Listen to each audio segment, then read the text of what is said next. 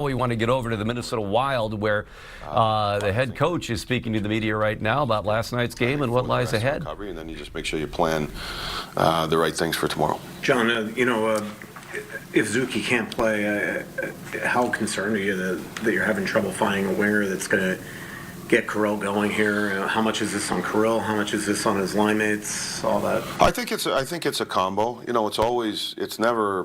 It's never one thing. I think that there's some things in Kirill's game that we talk with him about that I think that can be a little bit better. But I also think it's not all on one player either. It usually winds up being a combination of things. Can you, if Zuki can't go, do you almost have to consider starting him with a Boldy or a JoJo or something like that? Yeah, possibly. I think we'll look at that. But I did use that trio quite a bit last night, and I like to have that option where you can do it. I still think it gives us a little bit. It gives you different looks. You can use it in games when you want, but it's something that we'll look at. I think that to me, the priority today is the special teams. That's the priority this morning. We've been meeting for a while. We're on it, and to me, I think that's the big one. I think the line combos, the series has been pretty tight, 5-on-5. Yeah. So I think that's the main focus today. So going power play first, it just felt like you couldn't get a one-timer option for a lot of that game yesterday. Usually you don't have rate shots usually on your number one unit anyway, but especially on the one lost opportunity felt like when Fox didn't have a stick and not be able to take advantage of that. Yeah, and we went through a lot of that. Like I said this morning, I think that there's usually when the power play struggles, it's a couple things. One is some face-offs are always critical. Okay, execution and decision making is important when plays are available and when plays are not. And the pace in which we play with on the power play. And going through it in detail today, the execution was not what it needed to be. I think puck recoveries need to be better. But then there are opportunities that we did not take.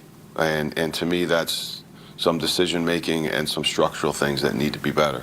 I think that's from what I've reviewed so far and digging into it, that's the issue. That was the issue last night. Were those issues more glaring with the two in overtime? Yeah, I think that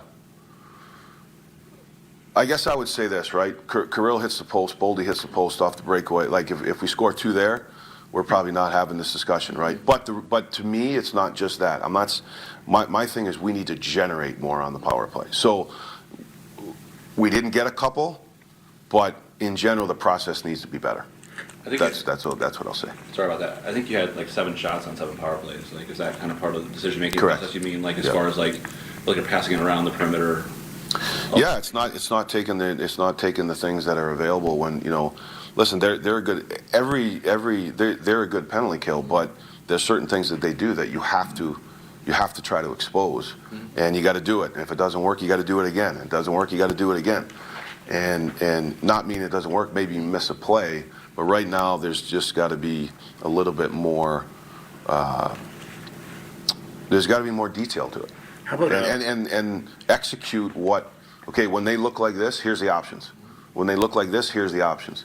Right now, when they look like this, we're not taking the right option. That's the big difference. So you're confident this group can get back to where it was on the power play? If Zook can't play, you're confident they could still get back to the level they were? Yes. Yeah. Hey, Zuki's very good on the power play, but we got 5 other guys out there that are really good players too, and there's times where Zuki's been on the power play and it's lights out. Other times it's struggled a little bit, and usually it comes down to that. To me, it's our job is to try to, today get some. These guys care. They want to do the right thing. They're elite players, and now it's presenting them the plan tomorrow, and probably have some discussions with them as well, and make sure that we get back to it. How about penalty kill and the entries and the speed that they're able to come with? You've given up 3 power play goals on rush chances, which is something that's very unlike you guys. Yeah, sometimes I think a couple in the one in Dallas there was a couple misreads on that, and usually that's a strong part of our game. But they are a good entry team, and we're aware of that. I think that there's times where we've done a good job, but the thing on that was there's a couple slight mistakes, and those have wound up in the back of the net on the penalty kill forecheck. So those are some adjustments that you look at. Mm-hmm. But to me, more of the focus is on the power play. Regardless of the types of penalties or if they're calls or not calls, I mean, it's got to be driving you crazy that you're so disciplined coming into the series, and yet, game 2, it's emotional penalties, but last night it's stick penalties. That's got to be just boggling your mind in terms of why this is happening. Yeah, I mean, if you take the lessons out of the 2 games, I think in game 2 there's a little bit too much emotional, like you said, not even just on like the penalties. It's not even just like Marcus's penalty or whatever. I just think that we got away from our game a little bit. But I thought last night, down by 2, stayed with it, got ourselves back in. A lot of adversity in the game.